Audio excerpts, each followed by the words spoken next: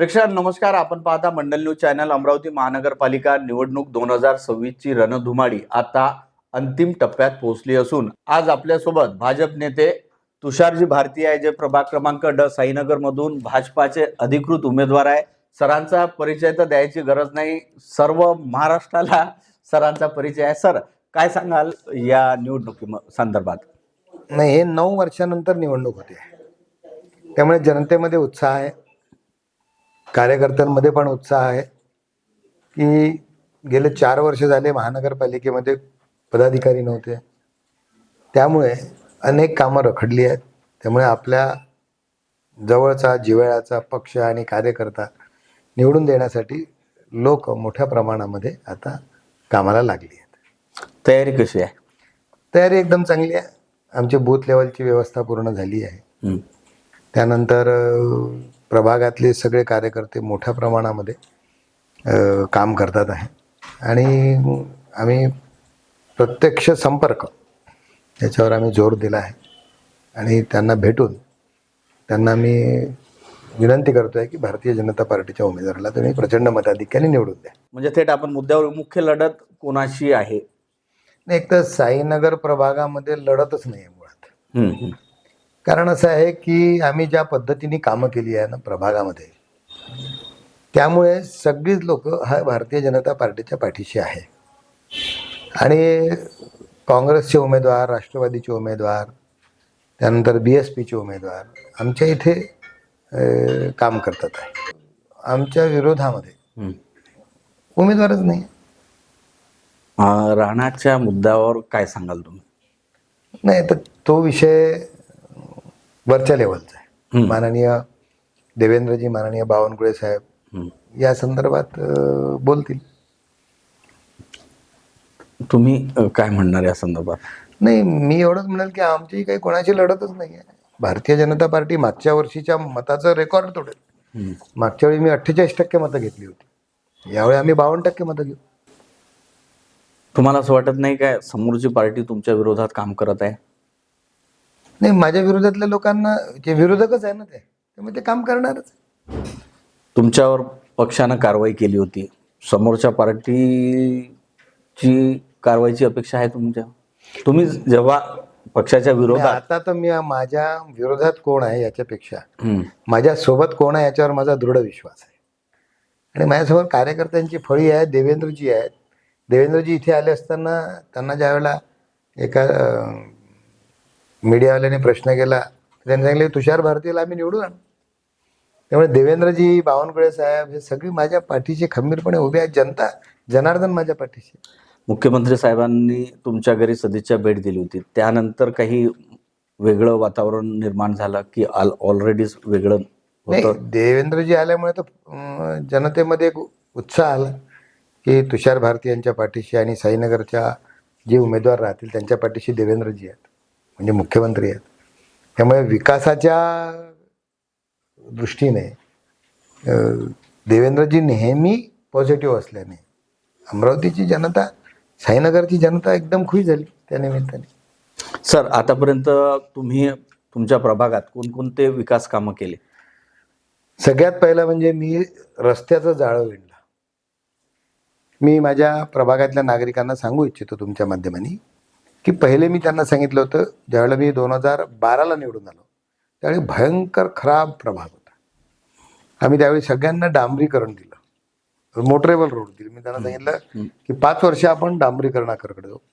पण दुसऱ्या टर्ममध्ये आम्ही मुख्य रस्ते हे कॉन्क्रिटीकरणाचे केले. भूतेश्वर चौक पासून तर साईनगर चौकापर्यंत आम्ही रस्त्याचं कॉन्क्रिटीकरण केलं. त्याला आम्ही पालखी मार्ग म्हणतो. त्यानंतर स्वस्तिकनगर चौकापासून तर पार्वतीनगर टी पॉईंटपर्यंत ह्या कॉन्क्रिटीकरणाचा रस्ता केला. त्यानंतर साई मंदिरापासून तर गजानन महाराज मंदिर PKV कॉलनीपर्यंत त्या रस्त्याचं कॉन्क्रिटीकरण केलं. त्यानंतर पार्वतीनगर टी पॉईंटपासून तर जयराम बाबाच्या झोपडीपर्यंत रस्त्याचं कॉन्क्रिटीकरण केलं. 3 एकरामध्ये ऑक्सिजन पार्क आम्ही उभा केला. छोटे छोटे बगीचे आम्ही डेव्हलप केले. अभ्यासिका केली. कारण की आता मुलाला जर नोकरी करायची असेल, कुठेतरी त्याला जॉब पाहिजे असेल, तर आता एंट्रन्स परीक्षा झाल्या. त्यामुळे त्याला वेगवेगळे रेफरन्सेस वापरावे लागतात, वेगवेगळ्या प्रकारचे पुस्तकं वापरावे लागतात. आणि अशा वेळी त्याला ही सगळी रेफरन्स बुक हे सगळं उपलब्ध करून देणं फार कठीण आहे. आर्थिकदृष्ट्या कदाचित त्याला परवडणारं नाही. आणि म्हणून आम्ही अभ्यासिका निर्माण केली. आणि आम्हाला सांगायला आनंद होतो की जवळजवळ 10 ते 12 लोक पटवारी झाले, 5-6 लोक PSI ची परीक्षा पास झाली. अभ्यासिकेतून लोकांना त्यावेळी खरं वाटत नव्हतं, माझ्या विरोधकांना खरं वाटत नव्हतं. मी सांगितलं होतं की एक मोठं मैदान मी करेल साईनगर. त्यांना वाटत होतं की जागाच नाही आहे, तो कुठून करणार. पण आम्ही म्हाडाकडून 7 एकर जागेवर आता मैदान मंजूर करून घेतली. 1 रुपया मनपाला खर्च आला नाही. आणि मला सांगायला अमरावतीकर जनतेला आणि विशेष करून साईनगरच्या मतदारांना सांगावंच वाटतं की आता 30 कोटी रुपयाची आम्ही तिथे क्रीडा संकुल उभा करतोय. देवेंजींनी त्याला मंजुरात दिली की badminton, swimming tank, indoor stadium करतोय बॅडमिंटनचं, जिमनॅस्टिकचं, त्यानंतर योगा, हे सगळं आम्ही तिथे करतोय. आम्ही म्हटलं की साईनगर हे आता उपनगर झालंय, तिथे 15 कोटीची आता अभ्यासिका आपलं नाट्यगृह करतोय आम्ही. की नाटक बघायला साईनगरचे जे नागरिक आहेत त्यांना इकडे लांब येतात.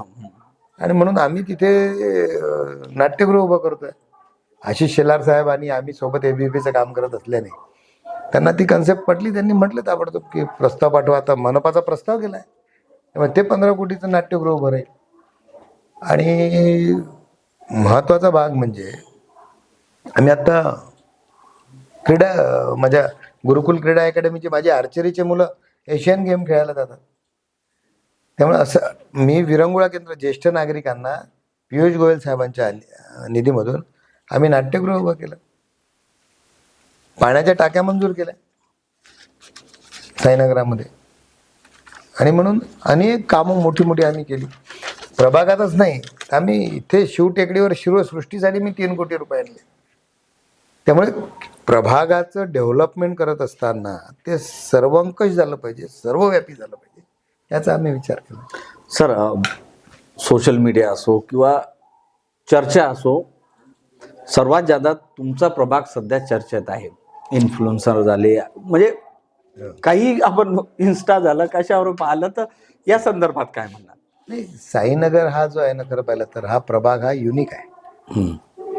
कारण की या प्रभागामध्ये मंदिर आहेत, श्रद्धा केंद्र आहे, बुद्धविहार आहे, त्यानंतर या प्रभागामध्ये रेल्वे स्टेशन आहे, नया अमरावती रेल्वे स्टेशन.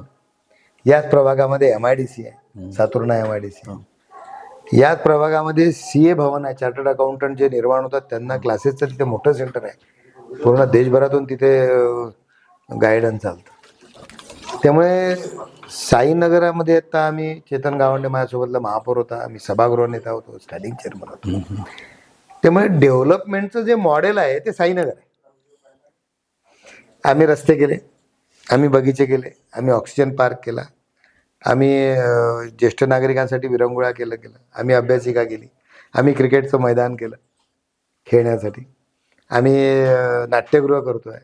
त्यामुळे हे मॉड्यूल आहे. त्यामुळे चर्चा होणारच आहे की कोणत्या पद्धतीने आमच्या कार्यकाळामध्ये आम्ही जे डेव्हलपमेंट केलं त्याची चर्चा होणार आहे. सर, आज तुमच्या प्रभागात बावनकुळे साहेबांची सभा झाली, त्यामध्ये नवनीतजी राणा ह्या अनुपस्थित होत्या. या संदर्भात तुम्हाला काय वाटते किंवा काय सांगाल? नाही, त्यांना भारतीय जनता पार्टीच्या इतर प्रभागाचं कदाचित काम असेल म्हणून ते आल्या नसतील.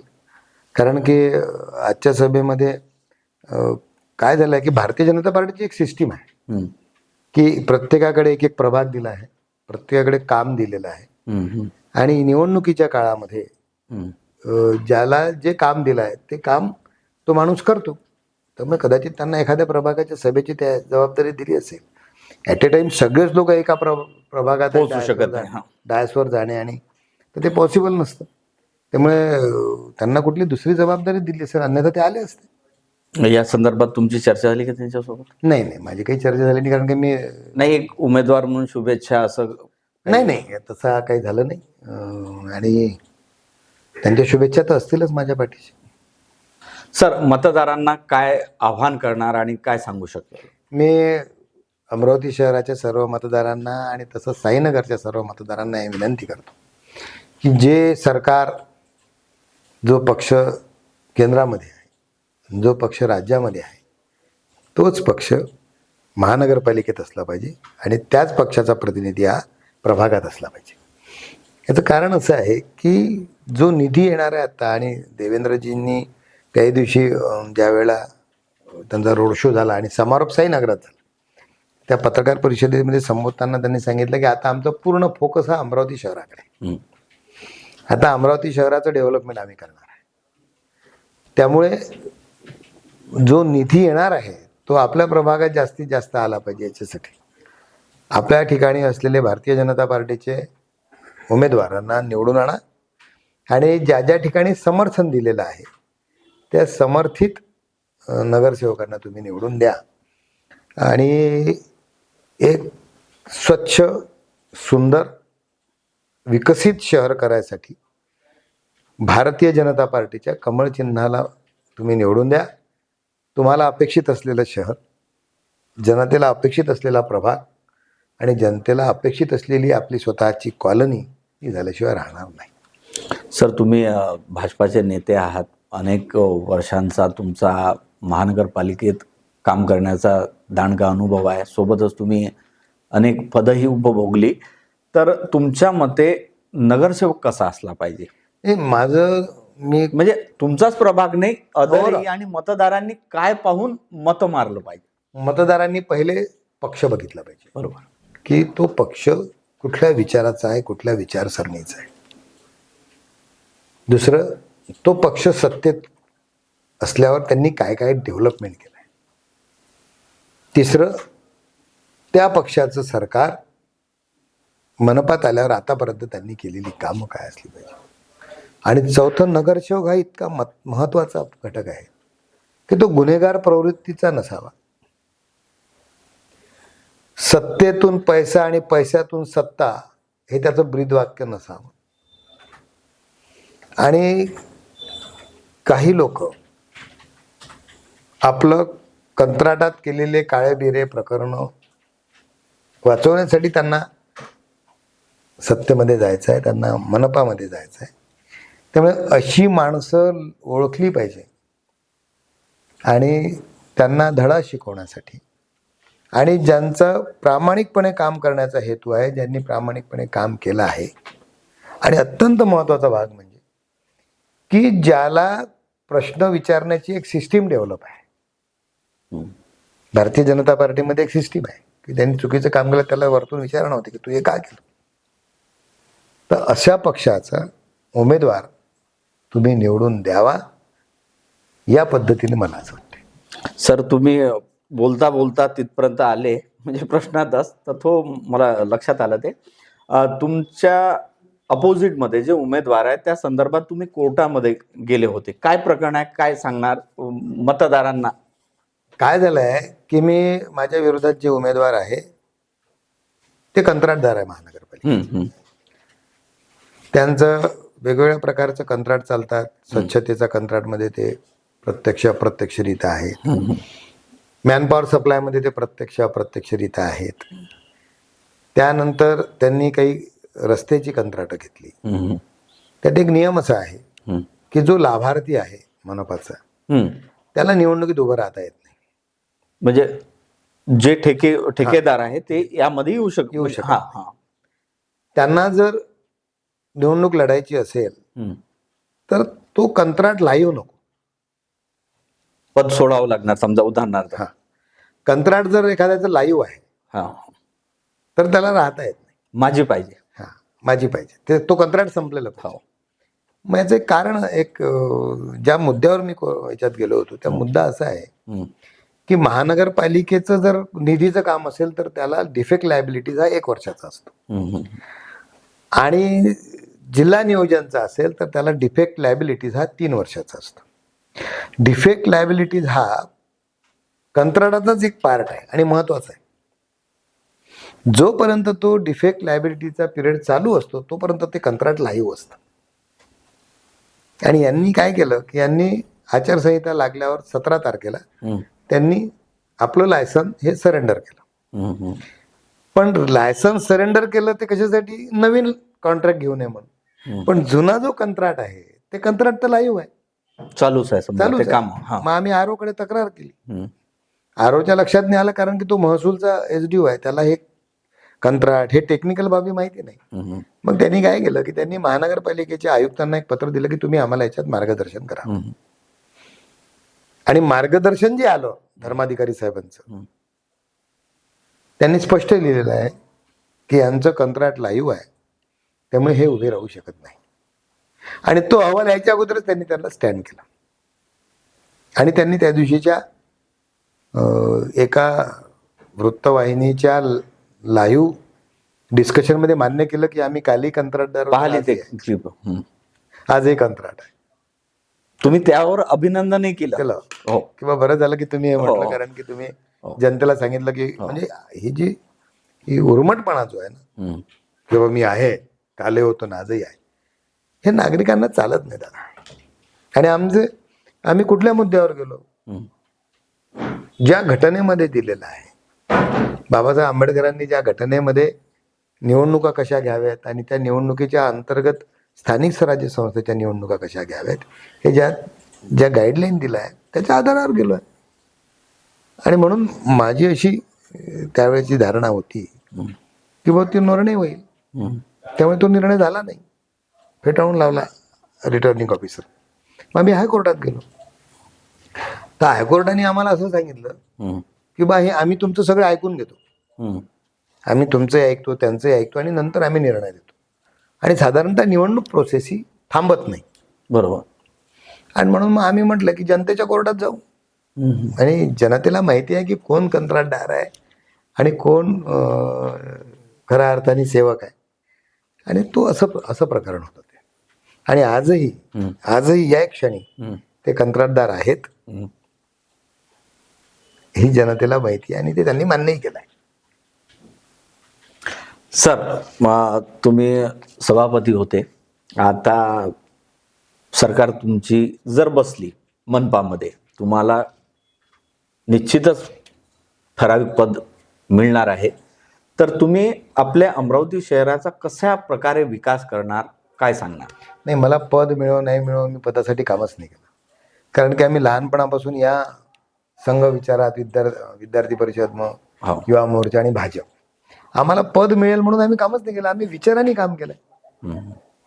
किंवा आम्ही पदासाठी या पार्टीतून त्या पार्टीत कधी गेलोही नाही. त्यामुळे पद मिळेल नाही मिळेल, पण आम्ही अमरावती शहरासाठी काम करू. भारतीय जनता पार्टीने जे काही जाहीरनामा दिला आहे त्या जाहीरनाम्यावर आम्ही काम करू. आणि मी तुम्हाला नक्की सांगेन की भारतीय जनता पार्टीचा जर महापौर झाला तर अमरावती शहरामध्ये CCTV कॅमेरे लागतील. जो 2 पोलीस स्टेशनचा प्रस्ताव राज्य शासनाकडे आहे त्याचा आम्ही निर्णय करू. त्यानंतर स्वच्छतेच्या संदर्भामध्ये जो मी 2017ला सांगितलं होतं की शहराचा सिंगल कॉन्ट्रॅक्ट करा, या शहराचा एकच कॉन्ट्रॅक्ट असला पाहिजे. आज महानगरपालिकेमध्ये तसं टेंडर लागलं आणि ते त्या प्रोसेसमध्ये आहे. मी तुम्हाला नक्की सांगेन की हे शहर इंदोरच्या धर्तीवर, इंदोरचं रोड मॉडेल डोळ्यासमोर ठेवून आम्ही काम करणार. सर, आपल्या शहरात सध्या वाहतुकीची कोंडी खूप जास्त आहे, त्या संदर्भात काय नियोजन राहील पुढच्या हे तर गोष्ट खरी आहे की पार्किंगची व्यवस्था नाही, बल्क पार्किंग कुठे झालं पाहिजे याची व्यवस्था नाही. आणि म्हणून त्याच्या संदर्भात पण आपण ब्ल्यूप्रिंट एक तयार केलेली आहे की मल्टिपल पार्किंग ते आपण केलं पाहिजे. आणि साधारणतः मला असं वाटतं की जयस्तंभ चौक आहे, त्यानंतर राजकमल चौक आहे, गांधी चौक आहे, तिकडे जवाहर गेट आहे, या ठिकाणी जी मोठ्या प्रमाणावर कोंडी होते त्या ठिकाणी आपण वेगळं काही करू शकतो का, की एका ठिकाणी पार्किंग करा आणि ई-रिक्षाने पूर्ण परिसर फिरा. त्यामुळे 4 व्हीलर आतमध्ये न जाता त्याची पार्किंगची वेगळी व्यवस्था आपण केली पाहिजे. आणि मग ज्यावेळेला ई-रिक्षा येईल त्यावेळेला रोजगार पण मिळेल, आतमध्ये मोठ्या प्रमाणावर जो ट्रॅफिक आणि ते पण कमी होईल, आणि सुरक्षितपणाने प्रवास होईल आणि खरेदी करता येईल. सर, तुम्ही उमेदवार तर आहातच, सोबत भारतीय जनता पार्टीचे नेते या, एकंदरीत शहरात आपल्या पार्टीची स्थिती कशी वाटत आहे? भारतीय जनता पार्टीची स्थिती एकदम चांगली आहे. मला असं वाटतं की मागच्या वेळी आपले 45 आले होते, यावेळी आम्ही 51-52 पर्यंत जाऊ. प्रतिस्पर्धा असं वाटत नाही? नाही, कोणीच नाही. कोण प्रतिस्पर्धी आहे? काँग्रेसला धड उमेदवार मिळाले नाही, शिवसेनेजवळ उमेदवार नाहीत, राष्ट्रवादीमध्ये पण उमेदवार नाहीत. कोण प्रतिस्पर्धी आहे? कोण? त्यामुळे भारतीय जनता पार्टीला क्लीन स्वीप मिळालं. सर, भारतीय जनता पार्टीसोबत अनेक कार्यकर्त्यांनी काम करत आहे. काही तिकिटांचा वाद उफाळून आला. ते कशा संदर्भात तिकिटा वाटल्या गेल्या आणि तो एक प्रसंग कसा काय घडला, म्हणजे नाही, काय? फक्त काय आहे की भारतीय जनता पार्टीची एक सिस्टीम आहे तिकीट देण्याची. त्यांनी सर्वे केला. पहिले ते इंटरव्ह्यूज घेतले सगळ्यांचे कार्यकर्त्यांचे. त्यातून आलेले नावं हे आम्ही भारतीय जनता पार्टीच्या प्रदेशाकडे पाठवले. प्रदेशांनी त्यांचे सर्वे केला. पहिले सर्वेमध्ये एका ठिकाणी जर 8 नाव आले, 10 नाव आले असेल तर त्या सर्वेमध्ये तुमचं स्थानिक नेत्यांचं काही असते का नसते? नाही, तुम्ही फक्त नावं देता? आम्ही फक्त नावे देतो की ती थोडी प्रोसेस सविस्तर सांगा तुम्ही. की ज्या वेळेला भारतीय जनता पार्टीचे बूथ प्रमुखापासून तर त्या प्रभागातल्या पदाधिकाऱ्यापर्यंत सगळ्यांचे इंटरव्ह्यूज घेतले. एक निरीक्षक नेमला. त्यांनी नावं दिले. ते नावं आम्ही जिल्हाध्यक्षांकडे दिले. ती नावं प्रदेशात गेली. त्या 8 नावाचा सर्वे झाला पहिले.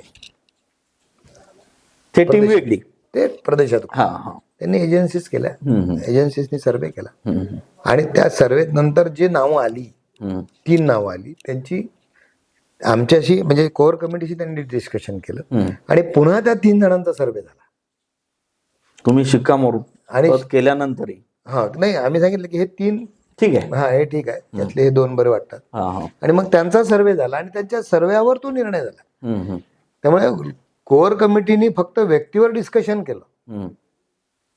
तिकिटाचा निर्णय तर प्रदेश भारतीय जनता पार्टीच्या, आणि मी दाव्याने सांगतो की कुठलाही निर्णय झाला असेल तर तो सर्वेवरच झाला.